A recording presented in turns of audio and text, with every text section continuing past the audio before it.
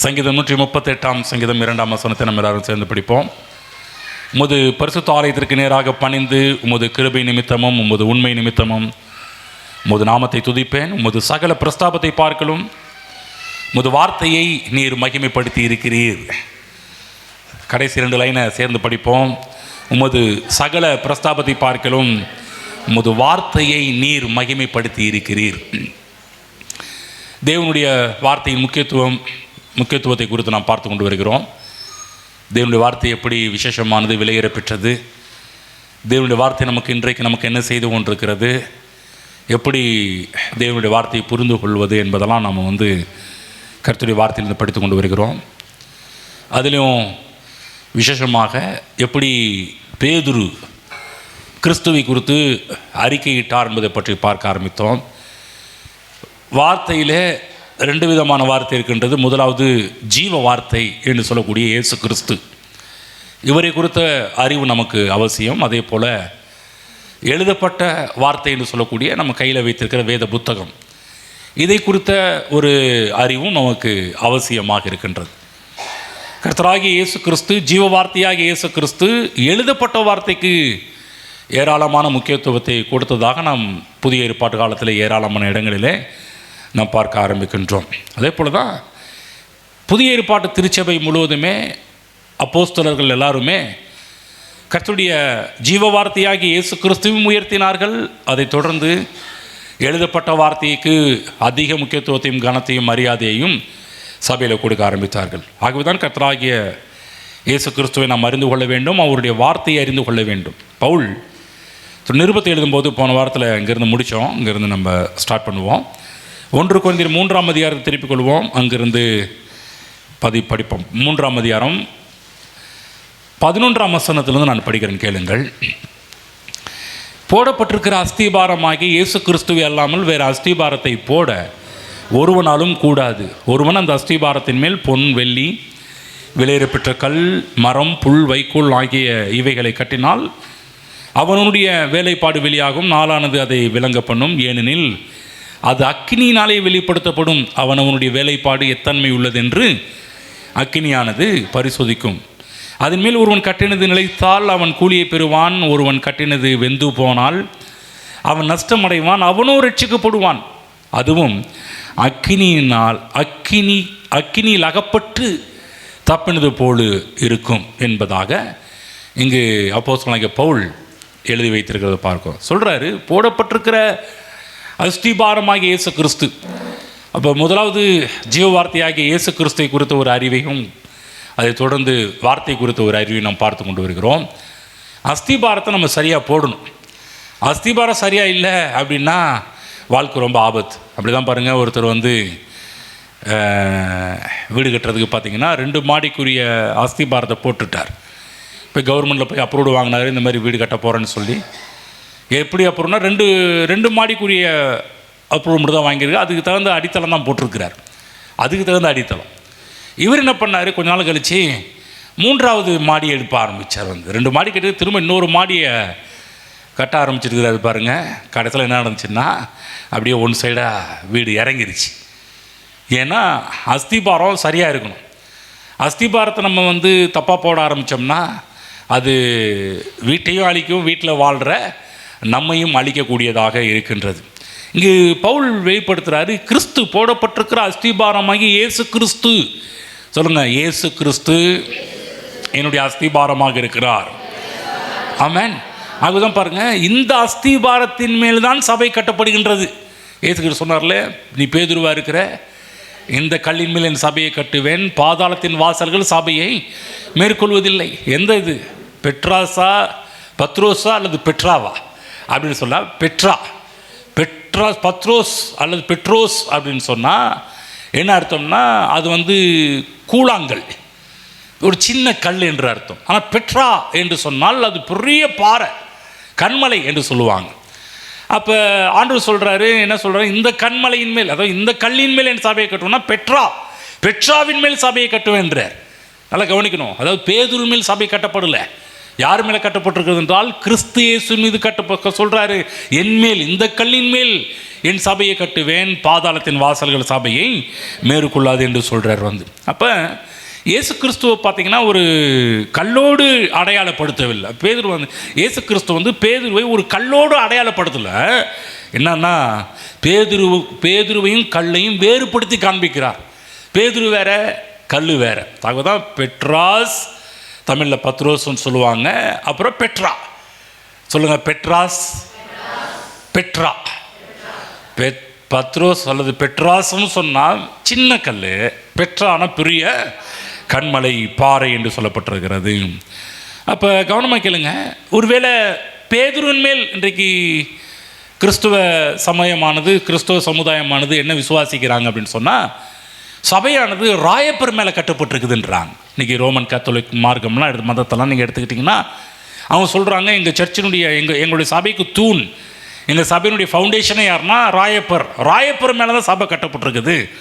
ராயப்பர் எழுதப்பட்டிருக்கிற பேதுருவின் மீது தான் சபை கட்டப்பட்டிருக்குதுன்னு சொல்கிறாங்க. கிடையாது. ஆக தான் அந்த வசனத்தை படிக்கும்போது கொஞ்சம் அழுத்தம் திருத்தமாக படிக்கணும். சும்மா வேகத்தில் படித்தா நம்ம பேதுரு மேலே தான் கட்டப்பட்டுன்னு நினைக்க முடியும். ஆனால் அங்கே படிக்கும்போதே பார்த்தீங்கன்னா எடுத்துக்கொள்ளுங்க, மத்தேயு புஸ்தகம் 16ஆம் அதிகாரம் எடுத்துக்கொள்ளுங்க. 16வது வசனத்தை, மத்தேயு 16:18. நான் உனக்கு சொல்லுகிறேன், மேலும் நான் உனக்கு சொல்லுகிறேன், நீ பேதுருவாயிருக்கிறாய், இந்த கல்லின் மேல் என் சபையை கட்டுவேன். நீ பேதுருவாயிருக்கிறாய்ன்னு சொல்லிட்டு உன் மேலே கட்டுவேன்னு சொல்லலை. நல்லா கவனமாக கேளுங்க. அந்த பேசுகின்ற துணி வார்த்தையில் கவனிச்சாலும் புரிஞ்சுக்குவீங்க. நீ பேதுருவாயிருக்கிறாய், நீ இப்போ சின்ன கூழாங்கலாக இருக்கிறப்பா உன் மேலே சபையை கட்ட முடியாது. நீ பேதுருவாயிருக்கிறாய், இந்த என்னை கவனிங்க, இயேசு கிறிஸ்து பேசுகிற அந்த துணி நீ கவனிச்சா இப்போ புரியும் பாருங்க. நீ பேதுருவாயிருக்கிறாய், இப்போ இயேசு கிறிஸ்து பேசுகிறார், இந்த கல்லின் மேல் என் சபையை கட்டுவேன். நல்லா புரிஞ்சிச்சிங்களா? இப்போ புரியுதா? யார் மேலே கட்டியிருக்கிறான்னு சொல்லிட்டு பேதுரு மேல் சபை கட்டுப்படல. நீ பேதுருவா இருக்கிற, நீ சின்ன ஒரு கல்லாக இருக்கிற, உன் மேலே சபை கட்ட முடியாது. இப்போ இந்த கல்லின் மேல், இந்த கல் என்று சொன்னாலும் அங்கே இயேசு கிறிஸ்து பேசிட்டு இருக்கிறார். இந்த கல்லின் மேல் சொல்லும்போது அவர் தன்னை அந்த இடத்துல குறிப்பிட்டு பேசுகின்றார். இந்த கல்லின் மேல் என் சபையை கட்டுவேன், பாதாளத்தின் வாசல்கள் சபையை மேற்கொள்வது கிடையாது.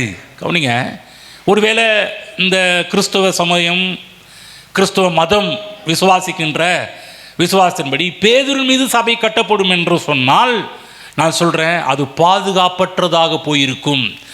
பேதுரு மீது சபை கட்டப்பட்டிருக்கும் என்று சொன்னால் அது நிலையற்றதாக போயிருக்கும். பேதுரு மீது சபை கட்டப்படும் என்று சொன்னால் அது வெறும் கட்டிடமாக மட்டும்தான் இருந்திருக்கும். ஆகதான் தேவன் பெட்ராஸ் என்று சொல்லக்கூடிய பேதுரு மீது சபையை கட்டாமல் பெட்ரா என்று சொல்லக்கூடிய கண்மலையாகிய கிறிஸ்து பைபிளில் போடப்பட்டிருக்குது. அந்த கண்மலை கிறிஸ்துவே என்று போடப்பட்டிருக்குது. அப்போ சபையை எங்கே தேவன் கட்டியிருக்கிறார்னா பேதுரு மேலே சபையை கட்டல, பெட்ரா என்று சொல்லக்கூடிய கண்மலையாகிய கிறிஸ்து மீது சபை கட்டப்பட்டிருக்கிறது. பாருங்கள், இது பின்பகுதின்னு நம்ம படித்தாலே பேதுரு மேல் சபை கட்டப்பட்டிருக்கோம்னா பேதுரு ஒரு சாதாரண ஒரு மனுஷன், சாதாரண ஒரு கல். இந்த இடத்துல பார்க்குறோம், 22 படிக்கிறேன் பாருங்க, நான் படிக்கிறேன் கேளுங்க. 22 அப்பொழுது பேதுரு அவரை, அதுக்கு முன்னாடி படிக்கிறேன் கேளுங்க, அதுக்கு முன்னாடியிலேருந்தே 21 அது முதல் இயேசு தாம் எருசலேமுக்கு போய் மூப்பராலும் பிரதான ஆசாரியராலும் வேதபாரகராலும் பல பாடுகள் பட்டு கொலையுண்டு 3ஆம் நாளில் எழுந்திருக்க வேண்டும் என்பதை தன்னுடைய சீசர்களுக்கு சொல்ல தொடங்கினார். ஸ்டார்ட் பண்ணுறார். அவருடைய மரணத்தை குறித்து பேசுகிறார், எப்படி மரிக்க போகிறார் என்பதை பற்றி பேசுகிறார். பேசிகிட்டு இருக்கும்போதே நம்ம ஆள் யார், பேதுரு இடையில கிராஸ் பண்ணி தொடங்கினார். அப்பொழுது பேதுரு அவரின் தனியே அழைத்து கொண்டு போய், என்ன காரியம் ஐயா பண்ணுறீர், ஆண்டவரே இது உமக்கு நேரிடக்கூடாதே, இது உமக்கு சம்பவிப்பதில்லை என்று அவரை கடிந்து கொள்ள தொடங்கினான். என்னையா பேசுகிற நீ பாட்டுக்கா, இப்படிப்பட்ட திடீர்னு ஒரு வார்த்தையை சொல்றியே, திடீர்னு ஒரு மேட்டர் பேசுறியே, இதெல்லாம் இதெல்லாம் நடந்துச்சுன்னா அவ்வளோதான்ற மாதிரி அவர் என்ன பண்ணுறாருன்னா, பேதுரு என்னப்பா இப்படி போயிட்டு நல்லா போயிட்டு இருக்கிற நேரத்தில் இப்படிப்பட்டு கொஞ்சம் சொதப்புறியே, நீ உயிரோடு இருப்பன்னு பார்த்தா நீ செத்துருவேன்னு சொல்கிறியே, இந்த மாதிரி மூப்பர்கள் உன்னை பிடிப்பாங்கன்ற, இப்படி கொண்டு போவாங்கன்ற, இப்படி அடிக்கப்படுவாங்கன்னு சொல்கிற, இப்படிலாம் பண்ணுறியேன்னு சொல்லி பேதுரு இயேசு கிறிஸ்துவை கடிந்து கொள்ள தொடங்கினான் என்று போடப்பட்டிருக்குது. உடனே பாருங்க 23ஆம் வசனம் படிக்கிறேன் பாருங்க. அவரோ திரும்பி பேதுருவை பார்த்து, எனக்கு பின்னாக போ சாத்தானே, நீ எனக்கு இடரலாய் இருக்கிறாய். தேவனுக்கு ஏற்றவைகளை சிந்தியாமல் மனுஷனுக்கு ஏற்றவைகளை சிந்திக்கிறாய். கவனமாக கேளுங்க, கவனமாக கேளுங்க, பக்கத்தில் சொல்லுங்க, கவனமாக கேளுங்க. அதாவது பேதுரு மீது சபை கட்டப்பட்டிருக்கும் என்று சொன்னால் கொஞ்ச நேரத்திலே நம்ம ஆளு பேதுரு என்ன பண்ண ஆரம்பித்தார்னா, தேவன் திட்டத்தை அறிவிக்கிறார். ஒரு சபை உருவாக்கப்பட வேண்டும் என்றால் பைபிளில் போடப்பட்டிருக்குது, தேவன் தம்முடைய சுய ரத்தத்தினால் சம்பாதித்த சபை. கவனமாக கேளுங்க. சபை நிறைய பேர் சொல்லுவாங்க பாருங்கள், இந்த மிஷனரி ஊழியங்களை பற்றி எடுத்து பேசுகிறவங்களாம் என்ன சொல்லுவாங்கன்னா, சபை மிஷனரிகளின் ரத்தத்தினால் சம்பாதிக்கப்பட்டதுன்னுவாங்க. காரணம் கிடையாது. எந்த மிஷனரின் ரத்தத்தினாலும் சபையை சம்பாதிக்க முடியாது. ஆகவேதான் பவுலடியார் அப்போஸ்தலர் நடவடிக்கைகளை பேசிட்டு வரும்போது சொல்கிறாரு, தேவன் தம் சுய ரத்தத்தினால் சம்பாதித்து சபை. ஆமாம், நல்லா புரிஞ்சுச்சுங்களா? இந்த சபை யார் சம்பாதிச்சது? யாருடைய ரத்தத்தினால் சம்பாதிக்கப்பட்டது? நல்லா புரிஞ்சுக்கணும். ஏன் ரத்தத்தினாலேயோ, முன்னாடி வந்த ஊழியக்காரங்களோட ரத்தத்தினாலேயோ, அல்லது மிஷனரிகள் ரத்தத்தினாலேயோ, இரத்த சாட்சிகளுடைய ரத்தத்தினாலேயோ சம்பாதிக்கப்பட்டதல்ல சபை. சபை பைபிளில் போடப்பட்டது இயேசு தன்னுடைய சுய ரத்தத்தினால் சம்பாதித்த சபை. அந்த இடத்துக்கு அந்த வசனம் தெரிஞ்சவங்க கொஞ்சம் எடுத்து சொல்லுங்கள் பார்க்கலாம். அப்போஸ்தலர் புஸ்தகம் எடுத்துக்கோங்க. இதை கண்டிப்பாக பார்த்து ஆகணும். 20ஆம் அதிகாரம் எடுத்துக்கொள்வோம். 20ஆம் அதிகாரத்திலே 20ஆம் அதிகாரம் 28ஆம் வசனம். அப்போஸ்தலர் 20ஆம் அதிகாரம் 28ஆம் வசனம் படிப்போம். ஆகையால் உங்களை குறித்தும் தேவன் தம்முடைய சுய ரத்தத்தினாலே சம்பாதித்து கொண்ட தமது சபையை மேய்ப்பதற்கு பரிசுத்த ஆவி உங்களை கண்காணிகளாக வைத்த மந்தை முழுவதையும் குறித்து எச்சரிக்கையாயிருங்கள். என்ன சொல்றாரு? சபை எதால சம்பாதிக்கப்பட்டுச்சா? பவுல் சொல்றாரு இந்த இடத்துல. என்ன சொல்றாருன்னா, தேவன் தம்முடைய சுய ரத்தத்தினாலே சம்பாதித்து கொண்ட தமது சபை. அவ்வளோ அழகாக சொல்லப்பட்டிருக்கு பார்த்தீங்களா? அப்போ இந்த சர்ச்சுக்கு ஓனர் யார்? இந்த சர்ச்சுக்கு தலை யார்? இயேசு. இந்த சர்ச்சை யார் விலை கொடுத்து வாங்கினாங்க அப்படின்னு சொல்ல போனால் பைபிளில் போடப்பட்டிருக்கு, தேவன் தம்முடைய சுய இரத்தத்தினாலே சம்பாதித்து கொண்ட தமது சபை. ஆகவே யாராவது எங்கேயாவது ஆகுதுன்னா இப்போ சில கூட்டங்களுக்கு அனுப்புறது கஷ்டமாக இருக்குது. சில கூட்டத்தெல்லாம் போனால் மக்களை தப்பாக நடத்திடுறாங்க. சொல்லுவாங்க, இவங்களுடைய ரத்தத்தினால் சம்பாதிக்கப்பட்ட சபைன்றுவாங்க. நானும் சின்ன வயசில் அப்படி தான் பாருங்கள், சில கூட்டத்தெல்லாம் போய் என் மைண்டு வேறு மாதிரி போக ஆரம்பிச்சிச்சு. என்ன சொன்னாங்கன்னா, இது மிஷனரிகளின் ரத்தம், இவர்களுடைய ரத்தம், அவர்களுடைய ரத்தத்தினால சபை சம்பாதிக்கப்பட்டுச்சுன்னாங்க. ஆனால் பின்னாடி தான் பாருங்கள், பைபிளை படித்த பிற்பாடு தெரியுது, அட சாமி இவங்க இப்படி தப்பாக நடத்திட்டாங்களே, நம்ம நினச்சோம் இவங்க ரத்தம் அவங்க ரத்தத்தால் சம்பாதிக்கப்பட்டுச்சு, இவங்களாம் எவ்வளோ ரத்தம் சிந்தி. நாங்கள் சின்ன வயசில் இருக்கும்போதெல்லாம் ரத்த சாட்சி ரத்த சாட்சி ரத்த சாட்சி ரத்த சாட்சி அமரிக்கணும், ரத்த சாட்சி அமரிக்கணும் அப்படின்னு சொல்லியே அப்போ தான் சபை உருவாக்கப்படும், நம்முடைய ரத்தத்தினால சபை உருவாக்கப்படுதுன்னு காமிக்க ஆரம்பித்தான். கிடையாது. நல்லா புரிஞ்சுக்கணும், எந்த மனிதனுடைய இரத்தத்தினால் சபை சம்பாதிக்கப்படவில்லை. இயேசு கிறிஸ்து என்று சொல்லக்கூடிய ஒருவரால், அவருடைய இரத்தத்தினால், பைபிளில் போடப்படும் தேவன் தம்முடைய சுய இரத்தத்தினால் சம்பாதித்து கொண்ட தமது சபை. புரிஞ்சிச்சுங்களா? பக்கத்து புரிஞ்சிச்சா? இந்த சர்ச்சுக்கு யார் ரத்தம் சிந்தினாங்கன்னு ஹலோ யாராவது தப்பாக சொன்னாங்கன்னா மண்டையில் போடணும். சில வாயில் அடிச்சுக்க, வாயில் போடுன்றாங்களா, அந்த மாதிரி என்ன அப்படி பேசுகிற, வாயில் போடுன்ற மாதிரி தான் சொல்லணும். யாராவது பேசுனா வாயில் போடியா முதல்ல அப்படின்னு சொல்லணும். கவனமாக கேட்கணும். சபை என்று சொல்லக்கூடியது எந்த ஒரு மனிதனுடைய இரத்தத்தினால் சம்பாதிக்கவில்லை. பைபிளில் போடப்போ தேவன் தம்முடைய சுய இரத்தத்தினால் சம்பாதித்து கொண்ட சபை. இந்த சபை புரிஞ்சுச்சுங்களா? சபை என்று சொன்னாலே அதுக்கு யாருக்கு உரிமையாளர், அதுக்கு யாருக்கு சொந்தம், அதுக்கு அந்த சபை யாருக்கு சொந்தம், சபை நடத்துறது. நான் சொன்ன சபைக்கு நான் ஒரு வேலைக்காரன், அவ்வளோதான். இதுக்கு பாஸெல்லாம் கர்த்தர், அவர் தான் இன்சார்ஜ், அவர் தான் தலை. இப்போ அவர் சம்பாதித்த சபையில் உங்களுக்கு போதிக்கக்கூடிய ஒரு மெய்ப்பனாக கர்த்தர் வைத்திருக்கிறார் இல்லையா? மற்றபடி நான் தான் தலை, நான் சொல்கிற மாதிரி தான் நீ கேட்கணும், நான் சொல்கிற மாதிரி தான் நீ யாரும், நான் சொல்கிற மாதிரி தான் அப்படிலாம் சொல்கிறது கிடையாது. நாங்கள் என்ன சொல்கிறோம், யார் என்ன நடத்துகிறோம், அவர் என்ன சொல்கிறாரு, அவர் என்ன பேசுகிறாரு, அவருக்கு செவி கொடுங்கள், அவருடைய வார்த்தை, அவர் என்ன சொல்கிறாரு அதை கேளுங்கள்னு சொல்கிறோம். ஆகவே தான் இன்றைக்கி வார்த்தைக்கு நேரம் திருப்பி விட்டுக்கிறோம். ஒரு நாளும் உங்களை எங்களுக்கு நேராக திருப்புறது கிடையாது. எல்லா நேரமும் உங்களை தேவனுக்கு நேராக, அவருடைய வார்த்தைக்கு நேராக திருப்புவது தான் எங்களுடைய நோக்கமாக இருக்கிறது. ஆமென். சரி, இப்போ ராயப்பர் மேலே சபை கட்டப்பட்டிருக்கும் என்று சொன்னால் கொஞ்ச நேரத்தில் எடுத்து காமிச்சிட்டார் அவனை பற்றி. கரெக்டாக மத்தையும் கரெக்டாக மென்ஷன் பண்ணுறார். அவர் அன்னைக்கு எழுதி வச்சுட்டார். ஒருவேளை இவன் மேலே சபை கட்டுனுச்சா என்ன நடந்திருக்கும்? கொஞ்ச நேரத்திலேயே தேவனுடைய திட்டத்தையே கொலாப்ஸ் பண்ணினவன், தேவனுடைய திட்டத்தையே வேணான்னு சொல்லி, இயேசு கிறிஸ்து ஏன் இந்த உலகத்தில் வந்தார்? எதுக்காக இந்த உலகத்தில் வந்தார்? என்னையும் நம்மையும் தேவனையும் ஒன்றாக்குவதற்கு, இருதிருத்தாரையும் ஒன்று சேர்ப்பதற்கு. பாவத்தினால், மனிதனுடைய பாவத்தினால் மனிதனும் தேவனும் பிரிந்து, தேவன் பிரிக்கப்பட்டார் மனிதனுடைய பாவத்தை நிமித்தமாக. இப்போ ரெண்டு பேரும் ஒன்றாக்கணும்னா இயேசு கிறிஸ்து இந்த உலகத்தில் மனிதன், இயேசு கிறிஸ்து கடவுள் மனிதனாக இந்த உலகத்தில் வரணும். ரத்தத்தை சிந்த வேண்டும். அவர் ரத்தம் பரிசுத்த ரத்தமாக இருக்க வேண்டும். அந்த ரத்தத்தினால் மட்டும்தான் மனிதனுக்கு மீட்பு, தேவனோடு ஒன்றாக முடியும். அந்த பிளானை அறிவிக்கிறார், அந்த திட்டத்தை அறிவிக்கிறார். நான் எதுக்கு வந்தேன்னு தெரியுமா? இதுக்கு தான் வந்தேன்.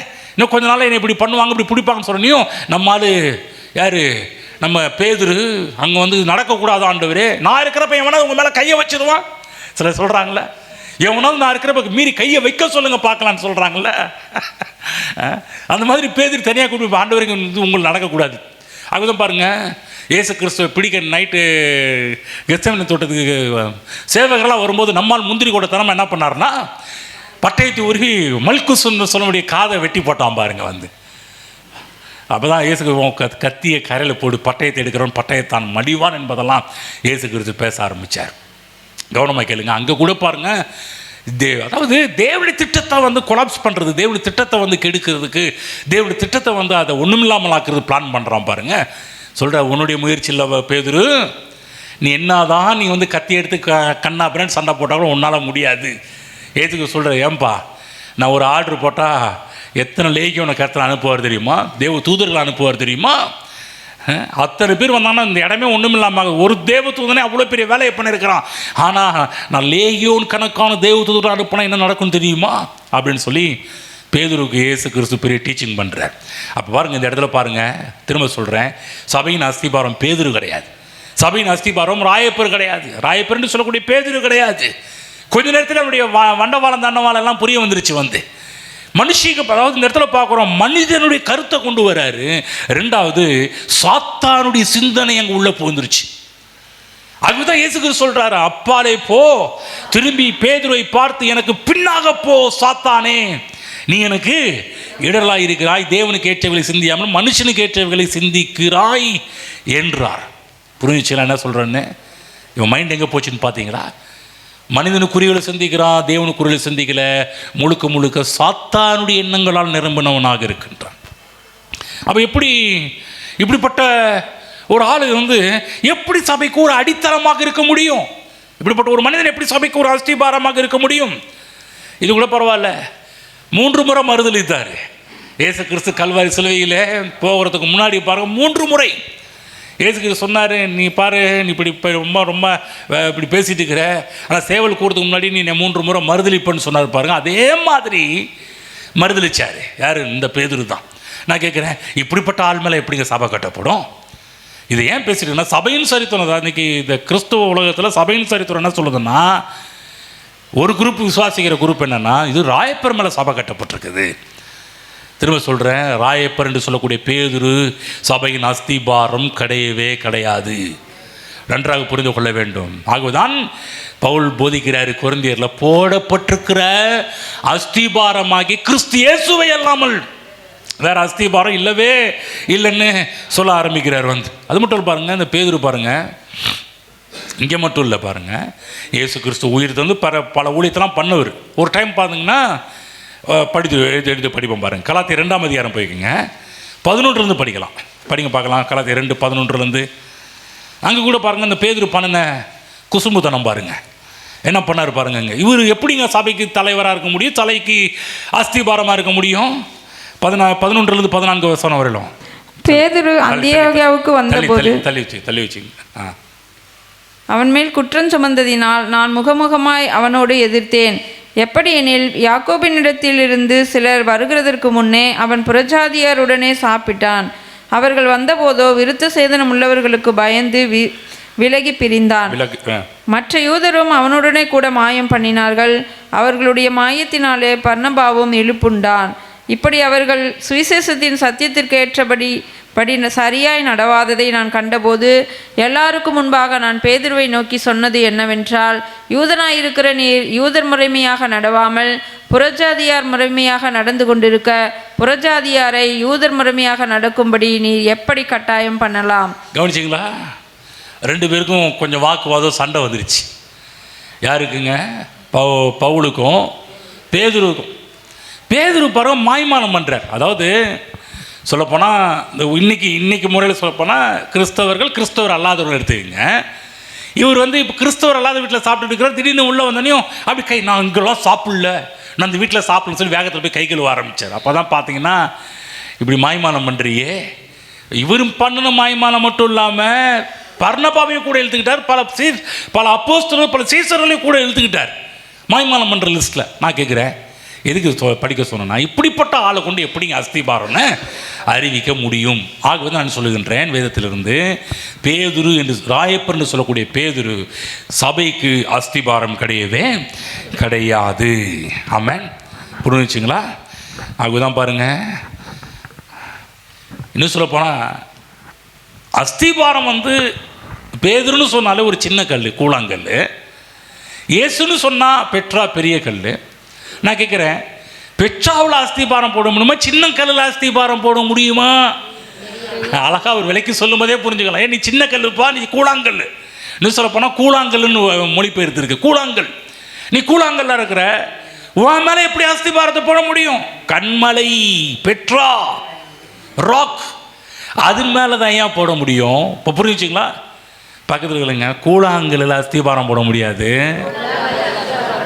கற்பாறையில் தான் கண்மலையில் தான் அஸ்திபாரம் போட முடியும். இப்போ இது ஒன்று புரிஞ்சாலே போதும். நான் இவ்வளோ நேரம் விலைக்கு காமிச்ச அந்த கூழாங்கலுடைய தன்மை என்ன? நம்ம பத்ரோஸ், நம்ம பெட்ராஸு, அவர் எப்படிப்பட்டவராக இருந்தார், கூழாங்கல் எப்படிப்பட்ட ஒரு இதாக இருந்துச்சு, அது மேலே எப்படி பண்ண முடியும்? ஆகவே சொல்கிறேன், அதன் மேல் சபை கட்டப்படலை. சபைக்கு அஸ்திபாரம் அதல்ல, சபைக்கு அஸ்திபாரம் கிறிஸ்து இயேசு. பைபிள் படிப்போம். சங்கீதம் 18ஆம் சங்கீதம் 2ஆம் வசனம் படிங்க. சங்கீதம் 18:2. வேதம் தேவனை குறித்து எப்படி காண்பிக்கிறது என்பதை பாருங்க. இயேசு அவர் தேவன். 18ஆம் அதிகாரம்.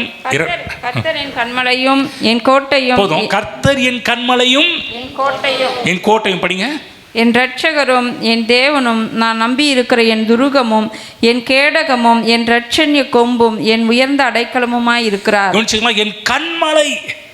பழைய ஏற்பாட்டில் சங்கீதக்காரன் தேவனை எப்படி பார்க்கிறார்? சாதாரண கூழாங்கல்ல பார்க்கல, பெட்ராஸா பார்க்கல, பத்ரோஸா பார்க்கல, கண்மலையாக பார்க்கிறார்.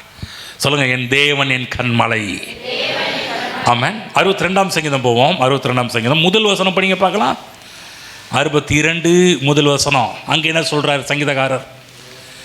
தேவனை நோக்கி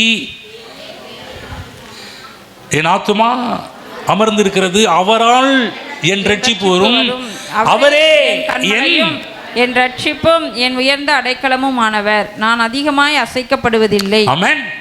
அவர் கண்மலையானவர், ஆகவே நான் அதிகமாய் அசைக்கப்படுவது இல்லை. எங்கள் கூழாங்கல் அஸ்திபாரம் போட்டால் அசைவு வந்துடும். ஆகதான் சங்கீதக்காரன் பேசுவோம், அவர் கண்மலைப்பா, அவர் மேலே அஸ்திபாரம் போட்டால் அது அதிகமாய் அசைக்கப்படுவதில்லை.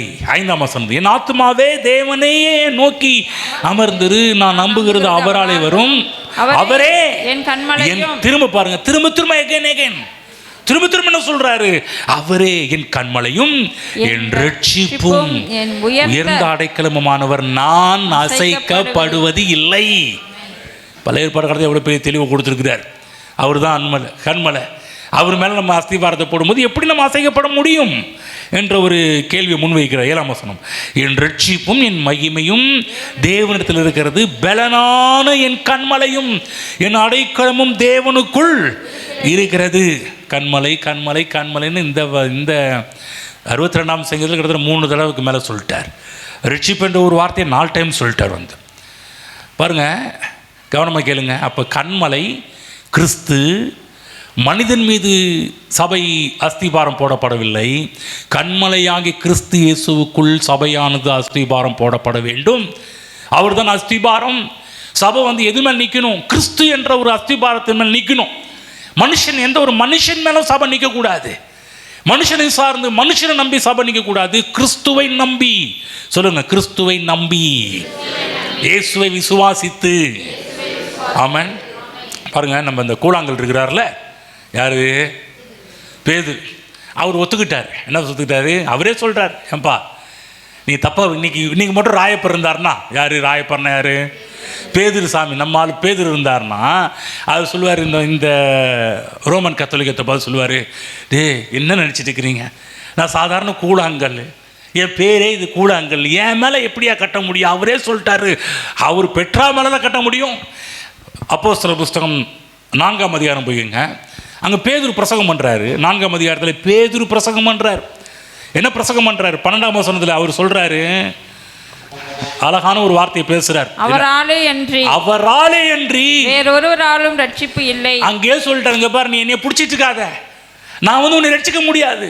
அவராலே அன்றி, கிறிஸ்துவாலே அன்றி, இயேசுவாலே அன்றி வேறு ஒருவராலும் ரட்சிப்பு இல்லை. அவரே சொல்றாரு, ஏப்பா நீ என்னைய பிடிச்சி நிற்காதீங்கய்யா. அன்னைக்கே சொல்லி வச்சுட்டார். ஆனால் இன்னைக்கு சபை என்ன பண்ணுது? அவரை பிடிச்சிட்டு இருக்குது. ஆனால் அன்னைக்கு பேதுருவே சொல்கிறாரு, பிரசங்கத்தில் அவர் சொல்கிறாரு, அவரால் என்று வேறு ஒருவரால் ரட்சிக்கப்பட முடியாது. நாம் ரட்சிக்கப்படும்படிக்கு வானத்தின் கீழெங்கும் மனுஷர்களுக்குள்ளே அவருடைய நாமமே இல்லாமல் வேறு ஒரு நாமம் கட்டளையிடப்படவில்லை என்றார். அவரே சொல்கிறார். நம்ம ஆட்கள் பாருங்க, அவர் தான் அவருக்கு அஸ்திபாரம் இருக்கிறாங்க. கவனம், அவர் பேதுரு அஸ்திபாரம் அல்ல. அவரே சொல்றாரு, அவராலே என்று, யாரு?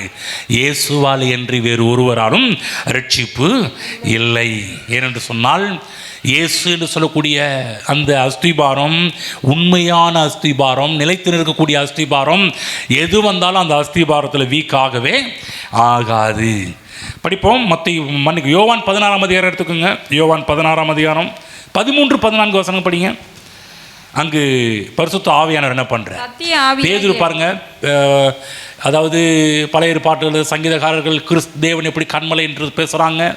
பிற்பாடு பேதுரு கூட என்ன பண்ணுறா, அவர் மேலே தான் நீங்கள் அஸ்திபாரத்தை போட வேண்டும், அவரால் என்று ரட்சிப்பு இல்லைன்னு சொல்கிறாரு. இப்போ ஆவியானவர் என்ன பண்ணிட்டு இருக்கிறாரு பாருங்க. 16ஆம் அதிகாரம் 13-14 வசனம். சத்திய ஆவியாகி அவர் வரும்போது, பரிசுத்த ஆவியானவருக்கு சத்திய ஆவியானவர் அவர் வரும்போது சகல சத்தியத்திற்குள்ளும் உங்களை நடத்துவார். அவர் தம்முடைய சுயமாய் பேசாமல் தாம் கேள்விப்பட்டவைகள் யாவையும் சொல்லி வரப்போகிற காரியங்களை உங்களுக்கு அறிவிப்பார். அவர் என்னுடையதில் எடுத்து உங்களுக்கு அறிவிப்பதினால், பாருங்க, கவனிங்க, அவர் என்னுடையதில் எடுத்து உங்களுக்கு அறிவிப்பதினால் என்னை மகிமைப்படுத்துவார். ஆமென். இப்ப ஆவியானவர் அதே வேலை தான் சபையில பண்ணிட்டு இருக்கிறாரு, கிறிஸ்துவை மகிமைப்படுத்துதல். ஆமென். நல்லா கவனமா கேளுங்க தேவ பிள்ளைகளே. நம்ம இயேசுவை எப்படி ஆவியானவர் மகிமைப்படுத்துகிறாரோ, இன்றைக்கி நீங்களும் நானும் சபைக்கு கொடுக்கப்பட்ட பெரிதான ஒரு காரியம், இயேசுவை மகிமைப்படுத்த வேண்டும். ஆவியானவர் அந்த வேலை செஞ்சுட்டு இருக்கிறார். எப்படி பண்ணுறாராம்? அவர் என்னுடையதில், இப்போ இயேசு கிறிஸ்து பேசிட்டு இருக்கிற அந்த இடத்துல, அவர் என்னுடையதில் எடுத்து உங்களுக்கு அறிவிப்பதனால் என்னை மகிமைப்படுத்துவார். புரிஞ்சுங்களா? பரிசுத்த ஆவியானவர் என்ன பண்ணிட்டு இருக்கிறார் சபையிலன்னு? சபையில் கிறிஸ்துவை மகிமைப்படுத்துகிறார். ஏனென்று சொன்னால் இந்த சபைக்கு அஸ்திபாரம் கிறிஸ்து. ஆகவே கிறிஸ்துவை மகிமைப்படுத்துகின்றார். நல்ல கவனமாக கேளுங்க. இன்னொரு விஷயத்தை உங்களுக்கு மத்தியில் நினைப்பூட்ட விரும்புகின்றேன். நம்முடைய சபையின் அஸ்திபாரம் யார்? கிறிஸ்து. இந்த சபையை சம்பாதிச்சது யாரு? எதை கொடுத்து சம்பாதிச்சாரு? சம்பாதிச்சார் தலைவர் தான். புரியுதுங்களா? இப்போ கிறிஸ்து சம்பாதிச்சிருக்கிறாரு. ஆகவே கிறிஸ்து தான் நம்முடைய வாழ்வின் அஸ்திபாரமாக இருக்க வேண்டும். ஆனால் அதை விட்டுட்டு கவனிங்க, என்ன இங்கே கவனிங்க, பேசிட்டு கவனம் பக்கத்தில்.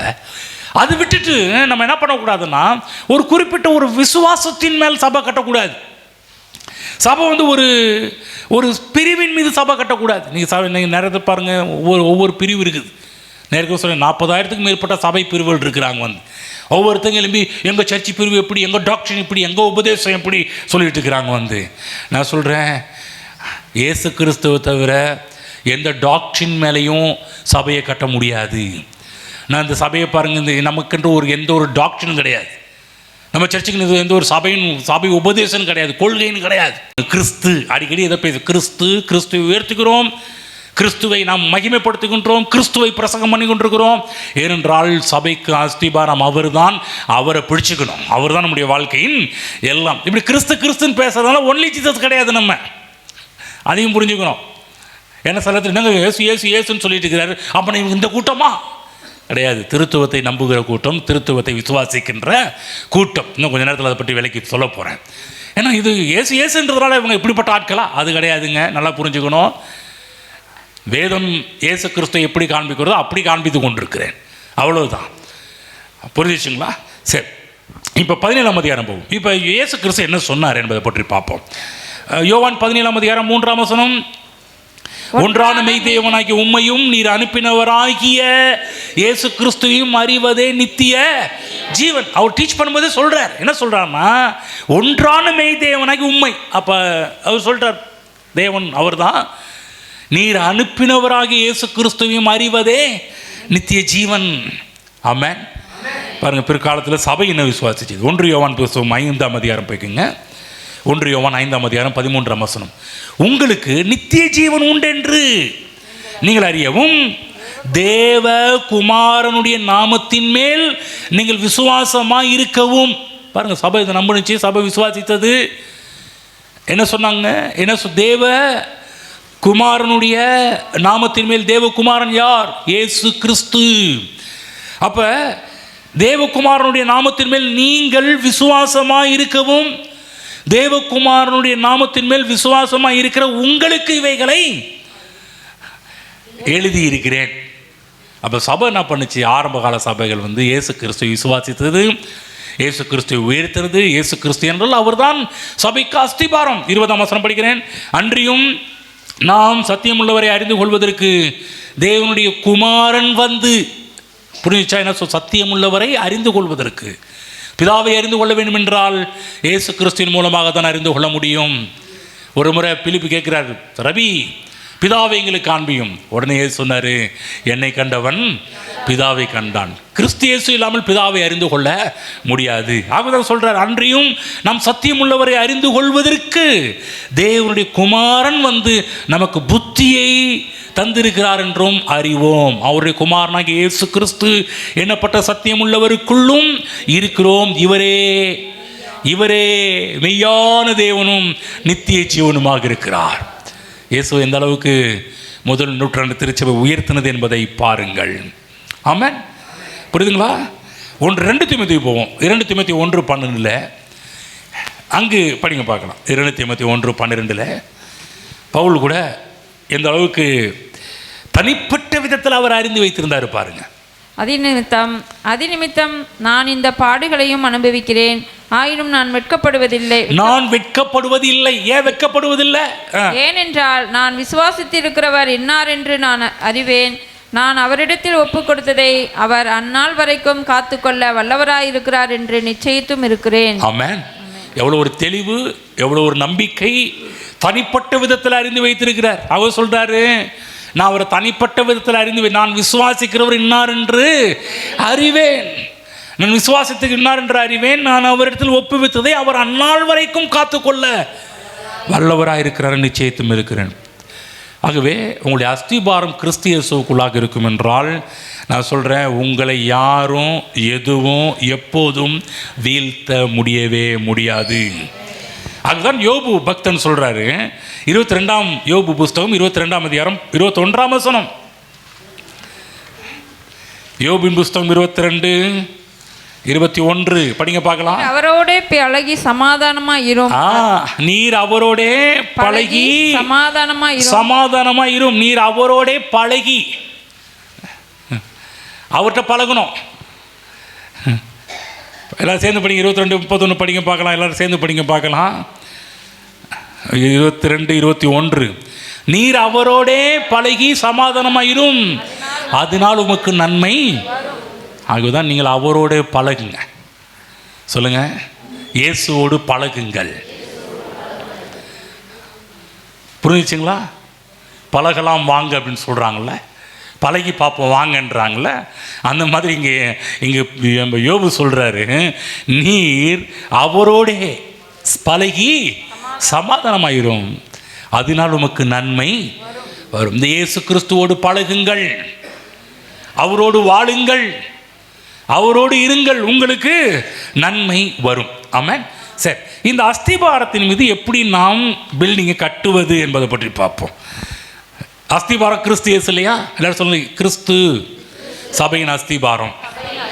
அஸ்திபாரம் அவர் தான். இந்த அஸ்திபாரத்தின் மீது எப்படி பில்டிங் கட்டப்படுவது, நம்ம வாழ்க்கை எப்படி கட்டுறது, திருச்சபை எப்படி கட்டுறது என்பதை பற்றி பார்ப்போம். மத்திய புஸ்தகம் 7ஆம் அதிகாரம் போங்க. மத்திய 7 மலை பிரசவத்துடைய கடைசி பகுதிக்கு வராரு இயேசு கிறிஸ்து. அங்கே பெரிய பெரிய டீச்சிங்லாம் பண்ணி முடித்த உடனே கடைசி கிளைமேக்ஸில் வந்து நிற்கிறார். கிளைமேக்ஸில் என்ன சொல்கிறார் அப்படின்னு பார்த்தீங்கன்னா, 7ஆம் அதிகாரம் 24ஆம் வசனத்துலேருந்து நான் படிக்கிற கொஞ்சம் கேளுங்க. 24 எடுத்துக்கிட்டீங்களா? மத்திய புஸ்தகம் எங்கே இருக்குன்னு கேட்குறீங்களா? எடுத்தாச்சா? எல்லோரும் திருப்பி வச்சுருக்கீங்களா? திருப்பி வச்சுருக்கீங்களா? படிக்கலாம். மத்திய 7ஆம் அதிகாரம் 24. ஆகையால் நான் சொல்லி இந்த வார்த்தைகளை கேட்டு இவைகளின்படி செய்கிறவன் எவனோ அவனை கண்மலையின் மேல் தன் வீட்டை கட்டின புத்தியுள்ள மனுஷனுக்கு ஒப்பிடுவேன். பெருமலை சுரந்து பெருமல்லம் வந்து காற்றடித்து அந்த வீட்டின் மேல் மோதியும் அது விழவில்லை, ஏனென்றால் அது கண்மலையின் மேல் அஸ்திபாரம் போடப்பட்டிருந்தது. நான் சொல்லி இந்த வார்த்தைகளை கேட்டு இவைகளின்படி செய்யாதிருக்கிறவன் எவனோ அவன் தன் வீட்டை மணலின் மேல் கட்டின புத்தி இல்லாத மனுஷனுக்கு ஒப்பிடப்படுவான். பெருமலை சொரிந்து பெருமல்லம் வந்து காற்று அடித்து அந்த வீட்டின் மேல் மோதின போது அது விழுந்தது, விழுந்து முழுவதும் அழிந்தது என்றார். கவனமாக கேளுங்க. பிரச்சனை வந்து ரெண்டு பேருக்கும் ஒன்று, ரெண்டு பேருக்கும் ஒரே பிரச்சனை. கவனமாக கேளுங்க. எல்லாருக்கும் ஒரே பிரச்சனை தான். பிரச்சனை வந்து வேற வேற வர்றது கிடையாது. எல்லாருக்கும் வரக்கூடிய பிரச்சனை தான் எல்லாருக்கும். இன்னைக்கு சில சொல்லுவாங்க, நான் இயேசு ஏற்றுக்கொண்ட பிற்பாடு தாங்க இவ்வளோ பிரச்சனைன்னுவாங்க. அப்போ இயேசு கிறிஸ்து ஏற்றுக்கொள்றதுக்கு முன்னாடி பிரச்சனையே இல்லாமல் வாழ்ந்தாங்களா? புரியுதா? நான் சில பேர் பாருங்க, நான் ஜெபம் பண்ண பிற்பாடு தாங்க பிரச்சனை, நான் பைபிள் படித்த பிற்பாடு தாங்க பிரச்சனை, நான் இந்த மாதிரி காரியத்தை பண்ண பிற்பாடு தான் பிரச்சனை. கிடையாது. திரும்ப சொல்கிறேன், பிரச்சனை வந்து எல்லாருக்கும் ஒரே மாதிரி தான் வருது. ஆனால் பிரச்சனை பற்றி ரெண்டுமே, பிரச்சனையை பற்றி சொல்லும்போது ரெண்டுத்துக்கும் ஒரே பிரச்சனை சொல்கிறார். ஆனால் அஸ்திபாரம் என்று வரும்போது தான் டிஃப்ரென்ஸ் வருது, வேறுபாடு வருது. அஸ்திபாரம் என்ன? ஒருத்தன் கண்மலையின் மேல் வீட்டை கட்டியிருக்கிறான், இன்னொருத்தன் மணலின் மேல் வீட்டை கட்டியிருக்கிறான். புரியுதுங்களா? பிரச்சனை ஒன்று. சொல்லுங்கள், பிரச்சனை ஒன்று. பக்கம் சொல்லுங்கள், எல்லாருக்கும் வர பிரச்சனை தாங்க உங்களுக்கு வந்திருக்குது.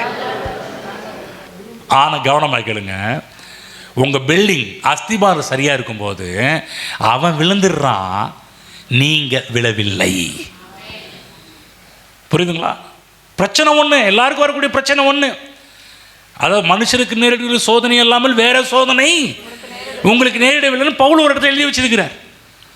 ஆனாலும் நம் தப்பித்துக் கொள்ளும்படியான போக்கை தேவன் உண்டாக்கி வச்சிருக்கிறான்னு பவுல் நமக்கு ஆலோசனை சொல்கிறார். கவனமாக கேளுங்க. இப்போ இயேசு கிறிஸ்து இங்கே என்ன சொல்கிறாருன்னா, அஸ்திபாரத்தை எப்படி போடணும்? பிரச்சனை ஒன்று தான், எல்லாருக்கும் வரக்கூடிய பிரச்சனை எல்லாத்துக்கும் வருது. ஆனால் அஸ்திபாரம் மட்டும் நீங்கள் சரியாக போட்டிருந்தீங்கன்னா உங்கள் வீடு விழாது, உங்கள் வாழ்க்கை விழாது, உங்கள் தொழில் விழாது, உங்களுடைய குடும்பம் விழுந்து போகாது, நிலையாக நிற்கும். பிரச்சனை ரெண்டு பேருக்கும் மோதி அடிக்கும், ஆனால் நான் சொல்கிறேன் உங்கள் வீடு நிலைத்து நிற்கும். கவனிச்சிங்களா சொல்லிட்டு இருக்கிறோன்னு? பைபிளில் போடப்பட்டிருக்கு பாருங்கள். ஒரு வசனத்துக்கு போயிட்டு வாங்க. அப்போஸ்தலர் 14:22 போயிட்டு வாங்க பார்க்கலாம். அப்போஸ்தலர் 14:22 வசனம். பிரச்சனை இல்லைன்னு நம்ம சொல்லலை. சில இடத்துல நம்ம தப்பாக எடுத்துக்கிறாங்க பாருங்க. அவங்க வந்து பிரச்சனை இல்லைன்னு சொல்கிற ஆட்கள்னு. கிடையாது. நம்ம பிரச்சனை இருக்குன்னு தான் சொல்கிறோம். 14:22 படிங்க பார்க்கலாம். சீஷருடைய மனதை திடப்படுத்தி விசுவாசத்திலே நிலைத்திருக்கும்படி அவர்களுக்கு புத்தி சொல்லி, நாம் அநேக உபத்திரவங்களின் வழியாய் தேவனுடைய ராஜ்யத்தில் பிரவேசிக்க வேண்டும் என்று சொன்னார்கள். கவனிச்சிங்களா? முதல் நூற்றாண்டு திருச்சபையில் என்ன டீச்சிங் போயிட்டு இருக்குதுன்னா, இயேசுவை ஏற்றுக்கொண்டா பிரச்சனையே வராதுங்க, கஷ்டமே வராதுங்க, கண்ணீரே வராதுங்க, துன்பமே வராதுங்க, கவலையே வராதுங்க. அதெல்லாம் சொல்லலை. அப்படி சொன்னா நான் பொய்யா சொல்கிறேன்னு அர்த்தம். வரும். சொல்லுங்க, வரும். என்னங்க ஐயா, ஞாயிற்றுக்கிழமை காலையில கொண்டு வந்து உட்கார வச்சு வரும்ன்றீங்களே, ஏதோ ஆறுதலாக 2 வார்த்தை சொல்லி அனுப்பினா நல்லா இருக்குன்னு பார்த்தா நீங்கள் பாட்டுக்கா கஷ்டம் வரும், உபத்திரம் வரும், பிரச்சனை வரும்னு சொல்கிறீங்களே. திரும்ப சொல்ல, பக்கத்தில் வரும் ஆனால் வராது. என்னங்க வரும் வராது? உண்மைதான், வரும், ஆனால் வராது. வரும், ஆனால் உங்கள் என்ன சொல்கிறேன், வராதுன்னா எந்த அர்த்தம் சொல்கிறேன்னா, வரும், வந்தாலும் உங்கள் பில்டிங்கை ஒன்றும் பண்ணாது. ஏனென்றால் நீங்கள் கன்மலையின் மேல் அஸ்திபாரம் போடப்பட்டிருக்கிறீர்கள். கவனிங்க, நல்லா புரிஞ்சுங்க. சொல்றாரு, உபத்திரம், இப்படி நாம் அநேக உபத்திரங்களின் வழியாய் தேவனுடைய ராஜ்யத்தில் பிரவேசிக்க வேண்டும் என்று சொன்னார்கள். முதல் நூற்றாண்டு திருச்சிப்பெல்லாம் ஏராளமான பிரச்சனை, ஏராளமான பாடுகள், ஏராளமான உபத்திரங்கள்லாம் சந்திச்சாங்க. ரீசெண்டாக போன வாரத்தில் 2 வாரத்துக்கு முன்னாடி கூட பார்த்தீங்கன்னா, நம்ம ஒரு ஊழிக்காரை பிடிச்சி சாணியெல்லாம் அடித்து வாயில் தெளிச்சாங்க, சாப்பிட வச்சாங்க. பார்த்தீங்களா? அதெல்லாம் பார்க்க மாட்டீங்க. எத்தனை பேர் பார்த்தீங்க இந்த மாதிரி ஊழியக்காரங்க உபத்திரப்பட்டதை? எத்தனை பேர் பார்த்தீங்க? பார்த்தீங்கன்னா மற்ற யாருமே பார்க்கறது இல்லை. உங்கள் கையில் ஃபோன் வச்சுருக்கிறது வேஸ்ட். சொல்லுங்கள், உங்கள் கையில் ஃபோன் இருக்கிறது வேஸ்ட். பார்க்க சொல்லி இப்படியே சொல்லுங்கள், உங்கள் கையில் ஃபோன்லாம் வச்சுருக்கிறது வேஸ்ட்டுங்கன்னு சொல்லுங்கள். அது நல்லா தான் சொல்லுங்கள், தப்பே கிடையாது. ஏன்னா எதை பார்க்கணுமோ அதை பார்க்கணும், அதுக்கு எதோ பார்க்கக்கூடாதோ அதை பார்க்க வந்தீங்கன்னா வேஸ்ட்டு. எதுக்காக பயன்படுத்தப்படணுமோ அதுக்காக அவைகள் பயன்படுத்தப்பட வேண்டும். இவ்வளோ ஊழியக்காரங்க நார்த் இந்தியாவிலலாம் ஏராளமான ஊழியக்காரர்கள் பாடுகள் பிரச்சனைகளுக்குள்ளாக தான் சில காரியத்தை பண்ணுறாங்க. நம்ம இல்லைன்னு சொல்ல வரல. ஆனால் என்னன்னா, பிரச்சனைகள் வரும்போது நாம் மூழ்கி விட மாட்டோம். எடுத்து படிப்போம். ஒரு பவுல், அதே பவுல் பார்த்தீங்கன்னா 2 கொரிந்தியர் 4ஆம் அதிகாரத்தில் சொல்கிறாரு, பிரச்சனை வராதுன்னு சொல்லலை, பிரச்சனை இருக்குது, கஷ்டம் இருக்குது, உபத்திரவம் இருக்குது. ஆனால் என்ன சொல்கிறார், நான் படிக்கிறேன், எடுத்துக்கங்க. இவ்வளோ இருந்தாலும் 2 கொரிந்தியர் 4ஆம் அதிகாரம் 8ஆம் வசனம், நாங்கள் எப்பக்கத்திலும் நெருக்கப்பட்டும். அப்போ நெருக்கப்பட்டாரா? நெருக்கப்பட்டும் ஒடுங்கி போகிறது இல்லை, கலக்கமடைந்தும் மனம் முறிவடைகிறது இல்லை, துன்பப்படுத்தப்பட்டும் கைவிடப்படுகிறது இல்லை, கீழே தள்ளப்பட்டும். ஏன்? பிகாஸ் கர்த்தராகிய இயேசுவினுடைய ஜீவன் எங்கள் சரீரத்திலே விளங்கும்படிக்கு இயேசுவின் மரணத்தை எப்பொழுதும் எங்கள் சரீரத்திலே சுமந்து திரிகிறோம். ஆமென். பிரச்சனை இருக்குதா? ஆனால் சொல்றாரு, நாங்கள் அதில் மாட்டல. ஏன்னா எங்கள் அஸ்திபாரத்தை சரியாக போட்டிருக்கிறோம். தேவ பிள்ளைகளே, அஸ்திபாரத்தை மட்டும் நீங்கள் சரியாக போட ஆரம்பிச்சிங்கன்னா, இந்த உலகத்தில் எல்லாருக்கும் வரக்கூடிய பிரச்சனை நமக்கு வரும். ஆனால் அந்த பிரச்சனைக்குள் நாம் விழுந்து விட மாட்டோம். அந்த பிரச்சனை நம்மை மூழ்கடிக்காது. அந்த வீடு விழாது, அந்த வீடு நிலைத்து நிற்கும். ஏனென்றால் அது கன்மலையின் மேல் அஸ்திபாரம் போடப்பட்டிருக்கிறது. ஆமாம். சரிங்க, கன்மலையின் மேலே எப்படி வீடு கட்டணும்? கன்மலையில் போட்ட வீடு தானே அது விழாது. எல்லாருக்கும் வர பிரச்சனை எனக்கு வரும், எல்லாருக்கும் வர கஷ்டம் எனக்கு வரும், எல்லாருக்கும் வரும். ஆனால் யார் நிலைத்து நிற்கிறார்கள் என்று சொன்னால், அதிலே போடப்படும். எப்படி அஸ்திபாரம் போடணுமா? எடுத்து படிப்போம். 7ஆம் அதிகாரம், மத்திய 7ஆம் அதிகாரம் 24ஆம் வசனம் திரும்ப போகிறேன். ஆகையால் நான் சொல்லி இந்த வார்த்தைகளை கேட்டு அப்படியே கண்டும் காணாமல் போவது அப்படி இல்லை, கேட்டு இவைகளின்படி செய்கிறவன் எவனோ. சொல்லுங்க, செய்கிறவன் எவனோ.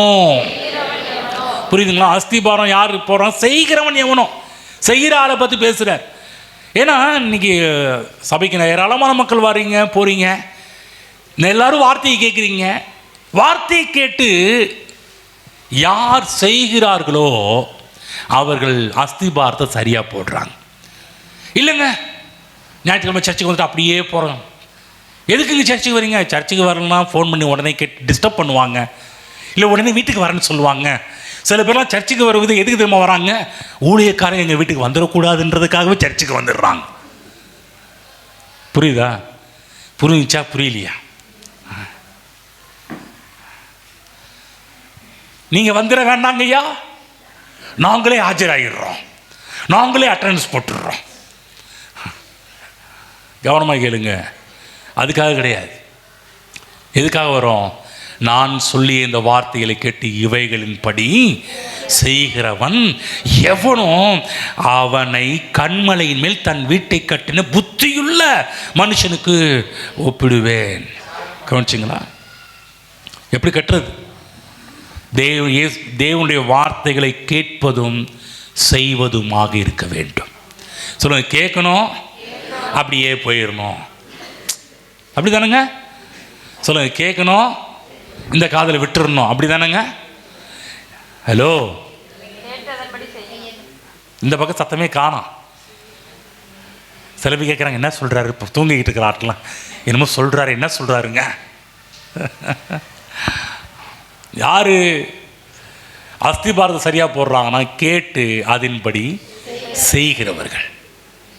கேட்டுட்டு அப்படியே போகிறவங்க கிடையாது, கேட்பதும் செய்யக்கூடிய ஆட்கள். புரிஞ்சுச்சுங்களா? யாருக்கு சொல்கிறாரு? நான் சொல்லிய இந்த வார்த்தைகளை கேட்டு. அவங்க தேவ பிள்ளைகளே, ஆகவே நாங்கள் வந்து இங்கே உட்காந்துட்டு எங்கள் வார்த்தைகளை சொல்லிகிட்டு இருக்கல, எங்கள் கதை, சோக கதை, வந்த கதை, ஆன கதை, ஆக்கின கதையை வச்சு பேசிகிட்டு இருக்கல. எதை பேசிகிட்டு இருக்கிறோம்? தேவனுடைய வார்த்தையை பேசிகிட்டு இருக்கிறோம். அஸ்திபாரத்தை ஒழுங்காக போடுங்கன்றோம், அஸ்திபார கிறிஸ்துன்னு பேசிகிட்டு இருக்கிறோம், இயேசு உயர்த்தி கொண்டிருக்கிறோம், தேவனுடைய வார்த்தையை காண்பித்து கொண்டிருக்கிறோம். நீங்கள் என்ன பண்ணணும்? தேவன் சொல்றாரு, நான் சொல்லி இந்த வார்த்தை கேட்டு, இந்த வேதம் போதிக்கின்ற ஜீவ வார்த்தையாகி இயேசு கிறிஸ்து சொல்றாரு, இந்த வார்த்தையின்படி நீங்க வந்து கேட்டு அதன்படி செய்வீர்கள் என்றால் உங்க வீடு நல்லா ஸ்ட்ராங்கா இருக்கும் அப்படின்றார். ஆமென். பிரச்சனை வந்தாலும் கஷ்டம் வந்தாலும் நீங்க விழுந்து போக மாட்டீர்கள் என்றால் கண்மலையின் மேல் அஸ்திபாரம் போடப்பட்டிருக்கிறது. ஆகதான் ஒரு நாள் என்ன பண்ணாருன்னு பவுல், எபேசு படிப்போம், அப்போஸ்தலர் புஸ்தகம் 20ஆம் அதிகாரம் போங்க. அங்கே போய் பவுல் பண்ண பெரிய வேலையை பாருங்க. அப்போஸ்தலர் 20ஆம் அதிகாரம் 32ஆம் வசனம் படிங்க பார்க்கலாம். 20:32. இப்பொழுதும் சகோதரரே, நீங்கள் பக்தி விருத்தி அடையவும் பரிசுத்தமாக்கப்பட்ட அனைவருக்குள்ளும் உங்களுக்கு சுதந்திரத்தை கொடுக்கவும் வல்லவராயிருக்கிற தேவனுக்கும் அவருடைய கிருபையுள்ள வசனத்துக்கும் உங்களை ஒப்பு கொடுக்கிறேன். ஆமென். எவ்வளோ எபேசு சபை கடைசியில் முடிச்சுட்டு கிளம்புற தருவாயில் எபேசு மக்களை பார்த்து பவுல் சொல்கிற ஒரு காரியம் என்னன்னா, தேவனுக்கும் அவருடைய கிருபையுள்ள வசனத்துக்கும் உங்களை ஒப்பு கொடுக்கிறேன். வசனத்துக்கு ஒப்பு கொடுக்கிறார். வசனத்துக்கு அவங்கள வந்து கீழ்ப்படியும்படி ஒப்பு கொடுக்கிறார். ஏனென்று சொன்னால் தேவனுடைய வார்த்தை மட்டும்தான் உங்களுக்கு பாதுகாப்பு கொடுக்கக்கூடியது. தேவனுடைய வார்த்தை மட்டும்தான் நிலைத்து நிற்கக்கூடியது. தேவனுடைய வார்த்தை மட்டும்தான் உங்களை எல்லா காரியத்திலும் உயர்த்தக்கூடியது. தேவனுடைய வார்த்தை தான் சுகத்தை கொண்டு வரக்கூடியது. தேவனுடைய வார்த்தை தான் உங்களுக்கு செழிப்பை கொண்டு வரக்கூடியது. தேவனுடைய வார்த்தை தான் உங்கள் வாழ்க்கையில் இருக்கிற எல்லா பிற்போக்கான காரியத்தையும் ஒன்றுமில்லாமல் ஆக்கி முற்போக்கான காரியத்துக்கு நடத்தக்கூடிய வல்லமை தேவனுடைய வார்த்தைக்கு மட்டும்தான் இருக்கிறது. அதாவது பவுல் கரெக்டாக தெளிவாக இருக்கிறார். சொல்லுங்க, பவுல் தெளிவான ஆளு. ஆமென். என்ன பண்றாரு? வசனத்துக்கு ஒப்பு கொடுக்கிறார். எவ்வளோ ஒரு பெரிய ஒரு விஷயம் பண்றாரு தெரியுங்களா? அதுதான் நான் சொல்றேன், தேவ பிள்ளைகளே, இயேசுவும் வார்த்தையும் ஒன்று. இயேசுவையும் வார்த்தையும் பிரிக்க முடியாது. சரி, இப்போ யோவான் புஸ்தகம் போவோம். யோவான் இப்போ எப்படி வந்து அஸ்திபாரத்தை போடுறது என்பதை பற்றி பேசிட்டு வரோம். என்ன, நான் சொல்லி இந்த வார்த்தையை கேட்டு இவைகளபடி செய்ய வேண்டும். பக்கத்தில் பைபிள் எடுத்துங்க, பைபிளை கையில் தூக்குங்க, பக்கத்தில் இருக்கிற ஆளை பார்த்து சொல்லுங்கள், ஏங்க நீங்கள் ஸ்டடியாக இருக்கணும்னா, பிரச்சனையில் மூழ்கி விடக்கூடாதுன்னா இப்படி சொல்லுங்கள், இந்த வார்த்தை சொல்கிறதை கேட்டு அதன்படி செய்யுங்கள். கேளுங்க, என்னது கேளுங்க, அப்புறம் இந்த பக்கம் வரவே மாட்டேன், நீங்கள் ஹெல்ப்பே பண்ண மாட்டேன்றீங்க. இப்போயாவது ஹெல்ப் பண்ணுங்க. கேளுங்க,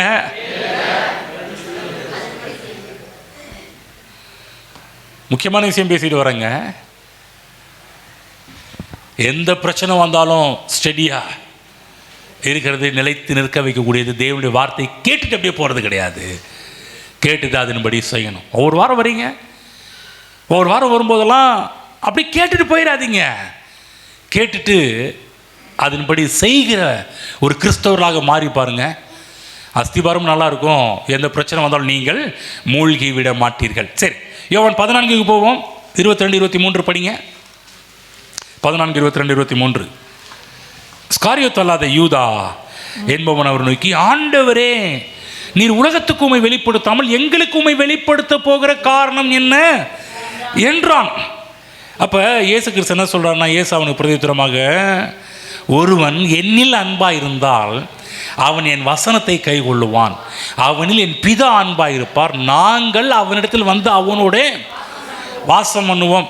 பாருங்கள், ஒரு 4 காரியம் இந்த வசனத்தை சொல்கிறார். என்ன சொல்கிறாருன்னா, நீ என்னுடைய வார்த்தையை கேட்டு கை கொள்ளும் போது, விஷயம் புரிஞ்சுச்சுங்களா? இயேசு கிறிஸ்து என்ன சொல்கிறாருன்னா, நீ என்னுடைய வார்த்தையை கேட்டு கை கொள்ளும் போது, அதாவது உலக மக்களிடமிருந்து நம்மை வேறுபடுத்தி காண்பிக்கக்கூடியது இதுதான். உலகத்தில் இருக்கிற எல்லா மக்களும் தேவனுடைய வார்த்தை கேட்டு செய்கிறாங்களா? செய்யலை. ஆனால் நீங்கள் செய்யும்போது நல்லா கவனமாக கேளுங்க, உலகத்தின் மக்களுக்கும் உங்களுக்கும் நிறைய வித்தியாசத்தை நீங்கள் பார்ப்பீர்கள். சொல்லுங்கள், வித்தியாசத்தை பார்ப்பீங்க. ஆமென். நீ சொல்கிறேன் பாருங்க, இங்கே இருக்கிற மக்கள் மத்தியிலிருந்து வித்தியாசத்தை பார்ப்பீங்க. யார் தேவனுடைய வசனத்தை கேட்டு கை கொள்று செய்கிறாங்களோ அவங்கள்ட்ட இருந்தும் சும்மா சர்ச்சுக்கு வந்துட்டு போகிற ஆள்கிட்ட இருந்து வித்தியாசத்தை பார்ப்பீங்க. சில பேர்லாம் பாருங்கள், இந்த சும்மா சர்ச்சுக்கு வந்துட்டு போகிற ஆட்கள், எனக்கு மட்டும் எங்கள் கர்த்தரை நீ ஆசீர்வதிக்க மாட்டேன்றாரு, நானும் தானங்க ஒழுங்காக சர்ச்சுக்கு வரேன். எங்கள் சர்ச்சுக்கு வர்றது பெருசு கிடையாது. சொல்லுங்கள் பார்க்காது, சர்ச்சுக்கு வர்றது பெருசு இல்லைங்க. ஆனால் கவனிங்க, தேவனுடைய வார்த்தையை கேட்டு அதின்படி என்றைக்கு நீங்கள் செய்ய ஆரம்பிக்கிறீங்களோ அன்னைக்கு தான் உங்களுக்கு பிரயோஜனம் பட ஆரம்பிக்கும்.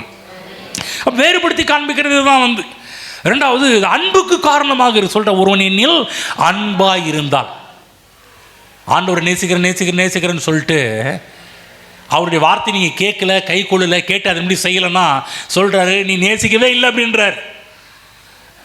ஹலோ, புரிஞ்சிச்சா? என்ன சொல்கிறேன்னு புரிஞ்சிச்சிங்களா? அப்போ நீங்கள் இயேசுவை நேசிப்பதன் அடையாளம், தேவனை நேசிப்பதற்கான அத்தாட்சியே, யார் ஒருவர் கிறிஸ்தவர் கர்த்தருடைய வார்த்தையை கேட்டு அது எப்படி செய்கிறாங்களோ அவங்க என்னத்தை காமிக்கிறாங்கன்னா, நான் தேவனை நேசிக்கிறேன். வெறும் ஐ லவ் யூ அப்படின்னு சொல்கிறது கிடையாது. நிறைய பேர் சொல்கிறோம் ஐ லவ் யூ, அது ஒன்றுமே இல்லை, மேட்டரே கிடையாது. என்ன விஷயம்னா, நான் சொல்லிய இந்த வார்த்தையை கேட்டு அதன்படி செய்யும்போது சொல்கிறாரு, அவன் என்னில் அன்பாக இருக்கிறான். ஒருவன் என்னில் அன்பாக இருந்தால் அவன் என் வசனத்தை கை கொள்ளுவான். கேட்டுட்டு போவான் கிடையாது, அப்படியே போவான் கிடையாது, வசனத்தை கை கொள்ளுவான். அடுத்தது வார்த்தை, அதாவது தேவனுடைய வசனத்தை கை கொள்ளும் நடக்கிற 3வது விஷயம், அதாவது தன்னை தேவன் அவனுக்கு வெளிப்படுத்துகிறார். ஆமென், வெளிப்படுத்துகிறார். அடுத்தது நிரந்தரமான வாசஸ்தலம், ட்ரினிட்டி. நாங்கள் இந்த நாங்கள் இடத்துல தான் ட்ரினிட்டி காட் வராங்க, திருத்துவம் வருது. நாங்கள் அவரிடத்தில் வந்து அவனோட வாசம் பண்ணுவோம் சொல்கிறாரு. ட்ரினிட்டி என்ன சொல்லுதுன்னா, நிரந்தரமான வாசஸ்தலத்தை அவனோடு நான் ஏற்படுத்துவேன். அதாவது நிரந்தரமாகவே நான் அவன் கூட இருப்பேன் அப்படின்றார். எப்போ? சும்மா வந்துட்டு போகிறதுல கிடையாது. தேவனுடைய வார்த்தையை கேட்டு கை கொள்ளும் போது கர்த்தர் சொல்கிறாரு, நாங்கள் நிரந்தரமாகவே அவன் வீட்டில் தங்க ஆரம்பிச்சிருவோன்ற. புரியுதுங்களா? தேவன் டெம்பரரி கிடையாது, பர்மனன்ட். நிரந்தரமாகவே நான் அவங்க கூட தான் அவனோட வாசம் பண்ணுவோம். ஆமென். புரிஞ்சுச்சுங்களா? என்ன சொல்லிட்டு இருக்கிறோன்னு படிக்கிறேன் பாருங்க. 24, என்னில் அன்பாயிராதவன் என் வசனங்களை கை கொள்ள மாட்டான். நீங்கள் கேட்கிற வசனம் என்னுடையதாயிராமல் என்னை அனுப்பின பிதாவினுடையதாய் இருக்கிறது.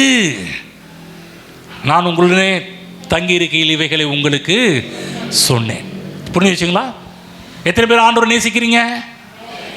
நாமேன் போட்டுட்டு அப்படியே போயிடக்கூடாது. யாரெல்லாம் தேவனுடைய வசனத்தை கேட்டு நான் இந்த ஆமேன் போட்ட எல்லா ஆளையும் பிடிச்சி கேட்பேன், இதை கடைப்பிடிச்சியா, கை கொண்டியா? அன்னைக்கு தான் கிளியர் ஆகுறீங்க. தேவனை நேசிப்பது அங்கே தான், அப்போ தான் அது தெளிவு பண்ணப்படுகிறது. படிப்பு என்ன இடத்துக்கு போவோம்? 1 யோவான் புஸ்தகம் போவோம். 1 யோவான் புஸ்தகம் போவோம். 1 யோவான் 2ஆம் அதிகாரம் 4-5 வசனங்களை படிப்போம். 1 யோவான் 2 4ஆம் வசனம் 5ஆம் வசனம். அவரை அறிந்திருக்கிறேன் என்று சொல்லியும். கவனிங்க, எல்லாம் திருப்பிட்டீங்களா? முதல்ல முக்கியமான டீல் பண்ணிட்டு இருக்கிறேன். உங்கள் வீடு அழியக்கூடாதுன்னா, உங்கள் வீடு விழக்கூடாதுன்னா, பிரச்சனைக்குள்ளே மூழ்கி விட போடக்கூடாதுன்னா, அஸ்திபாரத்தை எப்படி போடுறதுன்றதை பற்றி பேசிட்டு வரோம். இப்போ படிக்கிறேன் பாருங்க. படிங்க 4 படிங்க. அவரை அறிந்திருக்கிறேன் என்று சொல்லியும். அவரை அறிந்திருக்கிறேன் என்று சொல்லியும் சொல்றேன்னா அவர் நல்லா தெரியுங்க. இயேசுவை நல்லா தெரியுங்க, அவர் யாருங்க, நல்லவருங்க, வல்லவருங்க, அதிசயமானவருங்க, அற்புதமானவருங்க, அப்படிங்க இப்படிங்க அறிந்திருக்கிறேன் என்று சொல்லியும் அவருடைய கற்பனைகளை கை கொள்ளாதவன் பொய்யனா இருக்கிறான். நீ எல்லாருக்கும் புருடா விட்ட கப்சா விட்டன்ற அவனுக்குள் கவனிங்க புரியுது என்ன? அதாவது அவரை அறிந்திருக்கிறேன்னு சொல்லியும் அவருடைய கற்பனைகளை கை கொள்ளாதவன் பொய்யனாயிருக்கிறான். பொய் சொல்ற, எனக்கு இயேசு நல்லவர்னு பொய் சொல்ற. என்றைக்கு நீங்கள் அவருடைய கற்பனைகளை கை கொள்ளுகிறீர்களோ அன்றைக்கு நீங்கள் உண்மையுள்ளவர்களாக மாறுகிறீர்கள், சத்தியம் உங்களுக்குள் இருக்கும். நீங்கள் பொய் சொல்கிற அவரை கை கொள்ளல அப்படின்னா சத்தியம் உங்களுக்குள் நிலைத்திருக்கு. அடுத்த வசனம், புரிஞ்சிச்சா? பக்கத்தில் புரிஞ்சிச்சான்னு கேளுங்க. யார்கிட்ட தேவனுடைய அன்பு பூரணப்பட்டிருக்குமா? அவருடைய வசனத்தை கை கொள்ளுகிறவனிடத்தில் தேவ அன்பு மெய்யாய் பூரணப்பட்டிருக்கும். புரிஞ்சிச்சா? எதனால? தேவனுடைய வசனத்தினால் அறிந்திருக்கிறோம். அப்போ நல்லா புரிஞ்சுங்க தேவ பிள்ளைகளே, ஒரு காரியம் சொல்கிறேன். வார்த்தையை குறித்த உயர்ந்த எண்ணங்களால் உங்கள் மனதை நிரப்புங்கள். அதாவது தேவன் எனக்கு தெரியும்னு சொல்லிட்டு அவர் சொல்லிய வசனத்தெல்லாம் நீங்கள் கேட்டு நீங்கள் கீழ்ப்படியவில்லை என்று சொன்னால் நீங்கள் பொய் சொல்கிறீங்க, சத்தியம் உங்களுக்குள்ள இல்லைன்றார். நீங்கள் வசனத்தை கை கொள்கிற ஒரு ஆளாக இருந்தால் நாங்கள் அவன்கிட்ட தங்குவோம். அன்பு, தேவ அன்பு மெய்யாய் பூரணப்பட்டிருக்கும் என்பதை பற்றி யோவான் இங்கே எழுதி வைத்திருக்கிறதை பார்க்கிறோம். என்ன சொல்கிறோன்னா, திரும்ப சொல்கிறேன், எந்த அளவுக்கு தேவனுடைய வார்த்தையை உயர்வாக எண்ணுகிறீர்களோ நீங்கள் தேவனையே உயர்வாக எண்ணுகிறீர்கள். ஆமென். யாருக்கெல்லாம், நல்லா திரும்ப சொல்கிறேன், நல்ல கவனமாக கேளுங்க. இந்த வசனம் என்றைக்கு யாருக்கு உயர்வாக இருக்குதோ நல்லா புரிஞ்சுங்க. இந்த வசனத்தை உயர்த்துகிற நீங்கள் தேவனையே உயர்த்துகிறீர்கள். எந்த அளவுக்கு நீங்கள் இந்த வார்த்தையை நேசிக்கிறீர்களோ தேவனையே நேசிக்கிறீர்கள்.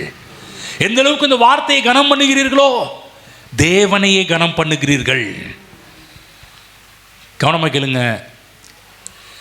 தேவனுடைய வார்த்தைக்கு கொடுக்கிற இடத்தை வேற எதுக்கும் நீங்கள் கொடுத்து விடக்கூடாது. அதுதான் ஸ்டார்ட் பண்ணும்போது பேசணும்.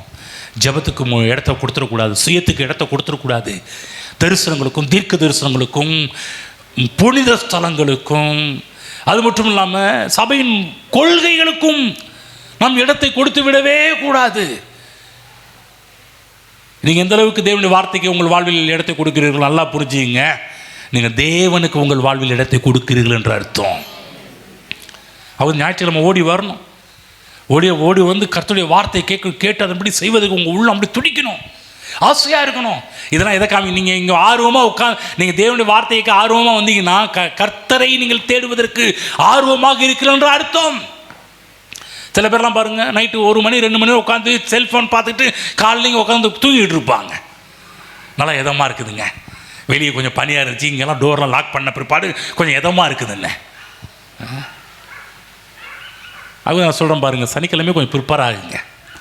சனிக்கிழமை ஒரு 9-10க்கெலாம் கொஞ்சம் படுக்க போயிடுங்க. காலையில் கொஞ்சம் சீக்கிரம் எழுந்திரிச்சு வேகத்தில் தேவனுடைய வார்த்தையை கேட்பதற்காகவே நீங்கள் ஸ்டெப் எடுக்கும்போது நான் சொல்கிறேன், நீங்கள் தேவனை உங்கள் வாழ்வில் முன்வைப்பதற்காக ஸ்டெப் எடுக்கிறீங்க. ஹலோ, புரிஞ்சிச்சா என்ன சொல்லிட்டு இருக்கிறேன்னு? எத்தனை பேருக்கு நேற்று நைட்டு சீக்கிரம் தூங்க போனீங்க? கவனமாக கேளுங்க. அதிகபட்சம் 10 மணி, 10லேருந்து 10 மணிக்குள்ளே படுக்க போயிருங்க. ஏன்? நாளை காலை சீக்கிரம் எழுந்திரிக்கணும்.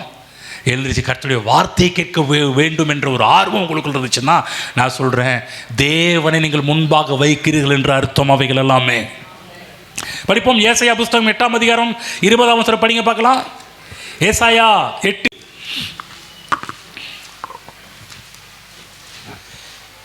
வேதத்தையும் சாட்சி ஆகமத்தையும் கவனிக்க வேண்டும்.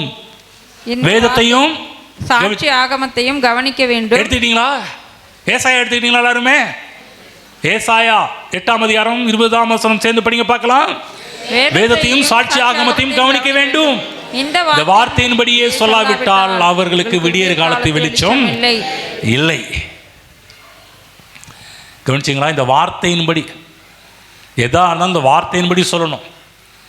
தீர்க்க தரிசனமாக இருக்கட்டும், சும்மா கப்ஸா விட்டு இருக்கக்கூடாது. நீங்களாம் பாரு, கப்ஸா விட்ற தீர்க்கதரிசிகள் நிறைய பேர் வந்துட்டாங்க, ஏமாந்துடாதீங்க. அடிக்கடி கூட்டம்லாம் வச்சு நடத்துகிறாங்க. இங்கே வந்தீங்கன்னா நிறைய அறிவிப்பாங்கன்னு. இல்லை, கப்ஸா விட்டுக்கிட்டு இருக்கிறாங்க. அவங்க சொல்கிற எதுவாக இருந்தாலும் தேவனுடைய வார்த்தையின்படி தீர்க்க தரிசனம் வந்தாக வேண்டும். தீர்க்க தரிசனத்தை மதிக்கிறோம், தீர்க்க தரிசனத்தை கனம் பண்ணுறோம், புரியுதுங்களா? தீர்க்க தரிசனத்தை ஒதுக்கி வைக்கல. ஆனால் அந்த தீர்க்க தரிசனம் தேவனுடைய வார்த்தைக்கு எகெயின்ஸ்டாக வரும் என்று சொன்னால் அதை நாங்கள் நிராகரிக்கிறோம். என்று சொன்னால் சாட்சி பைபிளில் போடப்பட்டிருக்குது, இந்த வார்த்தையின்படியே சொல்லாவிட்டால், இந்த வார்த்தையின்படி ஆகவே ஜட்ஜ்மெண்ட் எதுக்குமே பார்த்தீங்கன்னா நியாய தீர்ப்பு எல்லாமே தேவனுடைய வார்த்தையிலிருந்து வரணும் வந்து. ஆமென். புரிஞ்சு நான் சொல்கிறதுன்னு? ஒருவேளை யாராவது உங்களுக்கு எதிராக சொன்னால் கூட சொல்லணும், இல்லை இது எனக்கு இல்லை, தேவன் எனக்கு இதான் எழுதி வச்சிருக்கிறார், அது என் வாழ்க்கையில் நடக்காது, இதுதான் என் வாழ்வில் நடக்கும் என்பதை பற்றி பேசுங்கள். புரிஞ்சுங்களா என்ன சொல்லிட்டு இருக்கிறேன்னு? யாராவது தீர்க்க தரிசனம், யாராவது வெளிப்பாடு அது இதுன்னு சொல்கிறாங்கன்னா அதுக்கு வார்த்தையிலிருந்து வரணும். வார்த்தையிலிருந்து வரவில்லை என்றால் அவர்களுக்கு விடியற் காலத்து வெளிச்சம் இல்லை. புரியுதுங்களா? எதை சொன்னாலும் வார்த்தையிலிருந்து சொல்லணும். எந்த பழக்க வழக்கங்களாக வார்த்தையிலிருந்து வர வேண்டும். தீர்க்க தரிசனம் வார்த்தையிலிருந்து வரணும், வெளிப்பாடுகள் வார்த்தையிலிருந்து வர வேண்டும். எந்த ஒரு வெளிப்பாடும் தேவனுடைய வார்த்தைக்கு ஒத்து போகாவிட்டால் நான் சொல்லுகின்றேன், அதை ஏற்றுக்கொள்ளக்கூடாது. சொல்லுங்க, பக்கத்தில் சொல்லுங்க. எதுவும் தேவனுடைய வார்த்தையிலிருந்து வரவில்லை என்று சொன்னால் அதை ஒத்துக்கொள்ளாதீர்கள், அதை ஏற்றுக்கொள்ளாதீர்கள். புரிஞ்சுங்க என்ன சொல்கிறேன்னு? இதுதான் நமக்கு ஒரு தராசே. இதில் தான் நம்ம நிறுத்தி பார்க்கணும். இதன்படி வருதான்னு பார்க்கணும், இதன்படி இல்லைன்னா கொஞ்சம் யோசிக்கணும். இல்லைங்க அவங்க சும்மா ஏதோ வேற பேசிட்டு வராங்க. அதுதான் பாருங்கள், நம்ம அந்த அனுபவங்களுக்கு முக்கியத்துவம் கொடுக்குற ஆட்கள் கிடையாது. சாட்சியில் வரவே இருக்கிறோம். அவங்க சாட்சி எதின் அடிப்படையில் இருக்கணும்னா தேவனுடைய வார்த்தையின் அடிப்படையில் இருக்கணும். நான் வந்தேங்க, என் வயிற்று வலி போச்சுங்க, நல்லது தான், நீங்கள் சொல்கிறதா நல்லது தான், நல்ல சாட்சி தான் வந்து.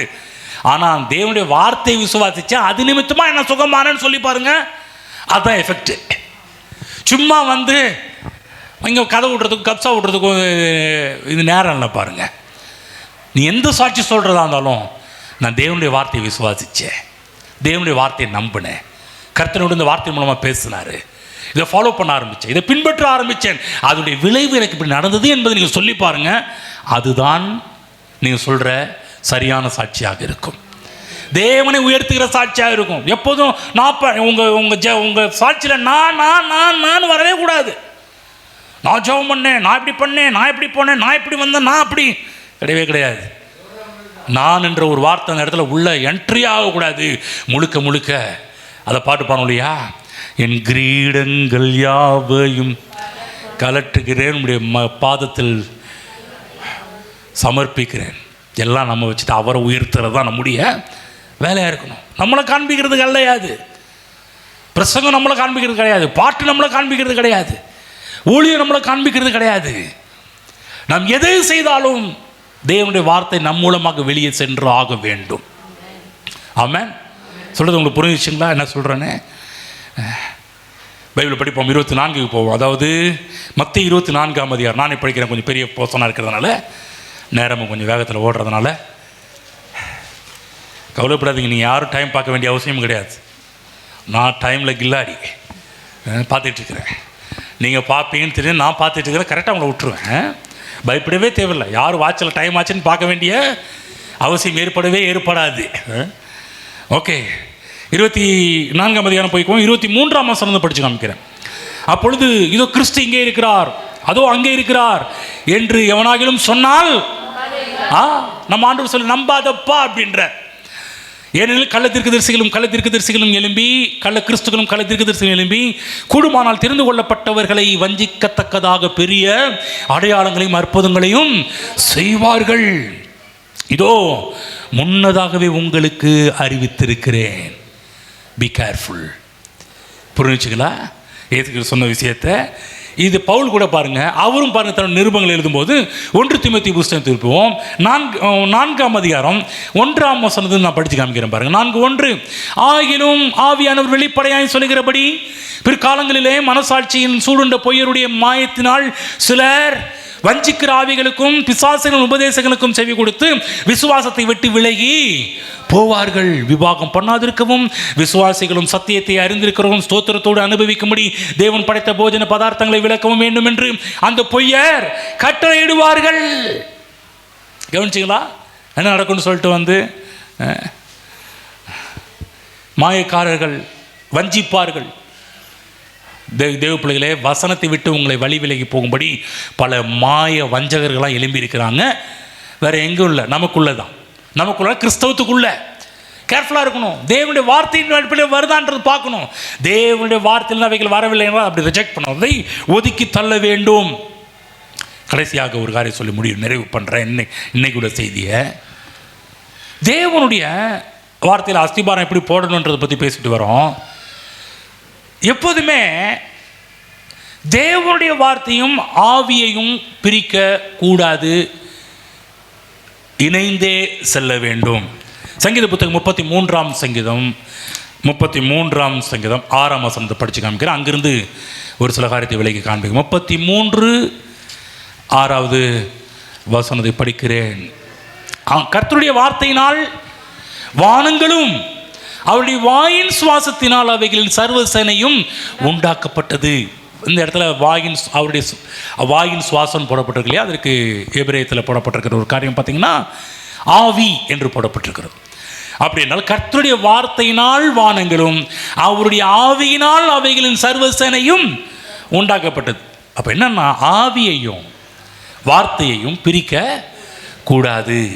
என்ன சொல்கிறோன்னா, அநேக நேரத்தில் பார்த்தீங்கன்னா மக்கள் வார்த்தையை தவிர்த்து விட்டு ஆவி இந்த வெளிப்பாடு அந்த வெளிப்பாடு, அங்கே போனோம் இங்கே போனோம் அதை பண்ணோம் இதை பண்ணோம் பேசிகிட்டு இருப்பாங்க. நான் சொல்கிறேன், அதாவது வார்த்தையை தவிர்த்து விட்டு நீங்கள் தேடுவது அது அறிவீனம். அதே போல் எப்படி வார்த்தையை தவிர்த்துட்டு மற்ற வெளிப்பாடுகளை தேடுவது அறிவீனமோ, அதே போல் நான் சொல்கிறேன், ஆவியை தவிர்த்து விட்டு வார்த்தைன்னு ஓடுறதும் அது உயிரற்றதாக போய்விடும். நான் சொல்கிறேன், கவனமாக கேளுங்க. ஆவியானவர் நடத்துகிறபடி வார்த்தைக்கு ரெஸ்பெக்ட் மரியாதை கொடுக்க வேண்டும். என்ன சொல்லப்போனால், ஆவியின் உந்துதல் நமக்கு அவசியம், ஆவியின் ஏவுதல் நமக்கு அவசியம். தேவனுடைய ஆவியானவர் உங்களை வார்த்தைக்குள் நடத்துவார், இந்த வார்த்தைக்குள் நாம் செல்ல வேண்டும். ஆவியையும் வார்த்தையும் பிரிக்க கூடாது என்பதை புரிந்து கொள்ளுங்கள். ஒன்லி வெளிப்பாடு பக்கம் ஓடக்கூடாது. ஆவியானவர் இல்லாமல் வார்த்தையும் வெளியே வராது. நீங்கள் பேசிட்டு இருக்கிறோன்னா, உள்ளத்தில் இருக்கிற ஆவியானுடைய உந்துதலின்படி ஆவியானுடைய ஏவுதலின்படி உங்களோட பேசிக்கிட்டு இருக்கிறேன்.